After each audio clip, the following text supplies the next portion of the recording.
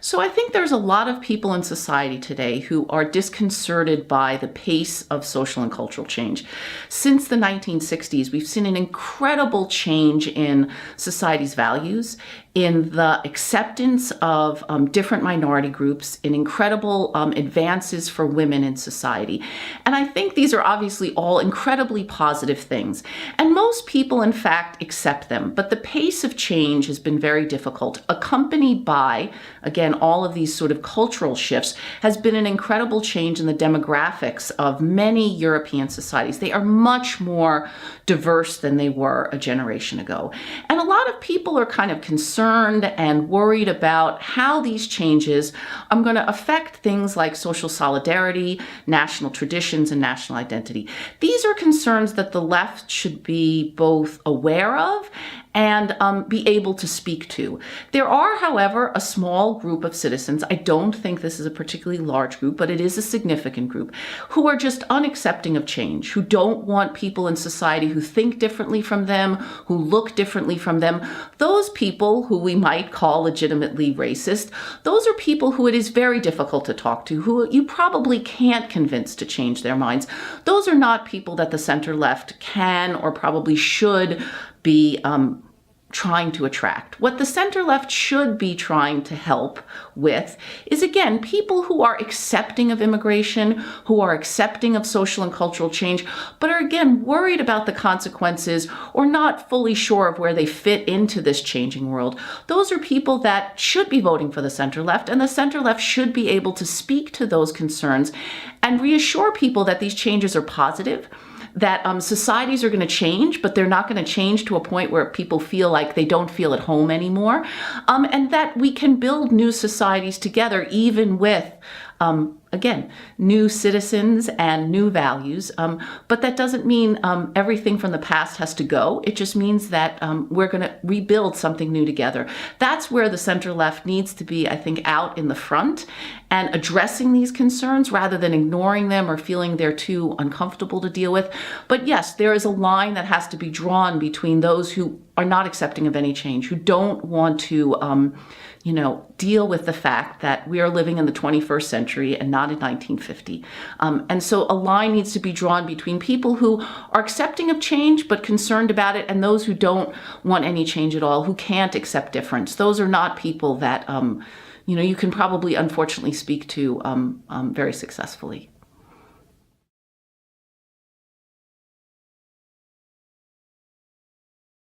A lot of the migration debate happens around questions over numbers. Should we have more migration or should we have less? It's a question about quantity of migration. And I think that that's not the only debate or even the most important debate people should be having. Whether or not migration or immigration or immigrants, however you like to think about it, causes resentment in society has as much to do with the nature of immigration as it has to do with the numbers of immigrants that come into a society. So if you look at the social science research, there's a general acceptance of immigration. Most people feel positively towards it. What they're concerned about are questions of integration.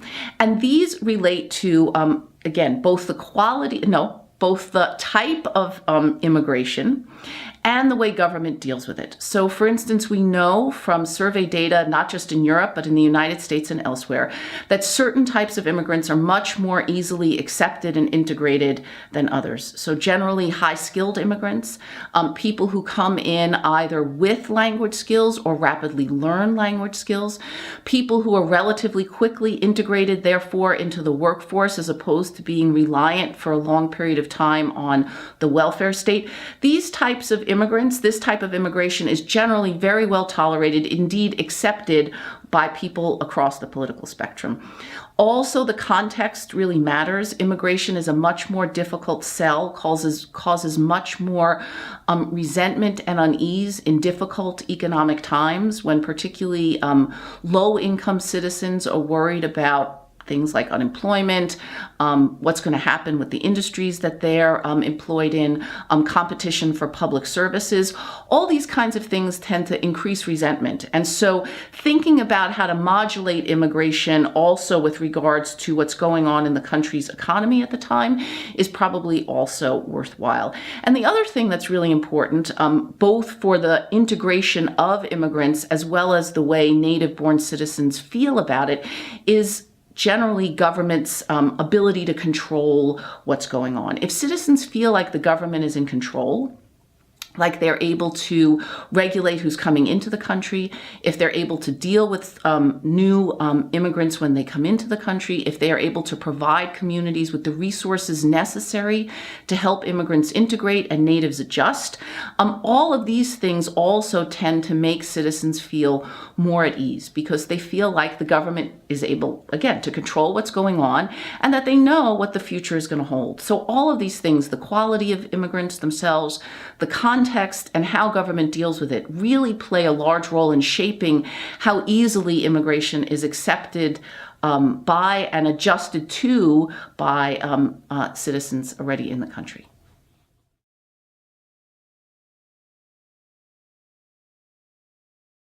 So I think it's very important for the center-left to sort of reprofile itself on economic issues. I think these are issues that historically the center-left has been best able to deal with. It's what voters associate with the center-left, thinking about questions about equality, thinking about questions of social divides, thinking about championing those people who have been disadvantaged or left behind by markets and capitalism. This is historically what the center-left's role has been, and I think it's lost that profile or that distinctiveness over the past years, and I think it's very important to recapture that. I think it is very important also for the center-left to talk to and about some of the social and cultural concerns citizens are having today, but I think it's probably not going to be the way that the center-left wins back voters, partially because these issues now are owned by parties further to the left and further to the right, and because really, again, the center-left's expertise and sort of historical role has been on economic issues. So I think it's important to talk to and about these social and cultural issues, but to rethink what a center-left party that's critical of capitalism but accepting of capitalism stands for in the 21st century.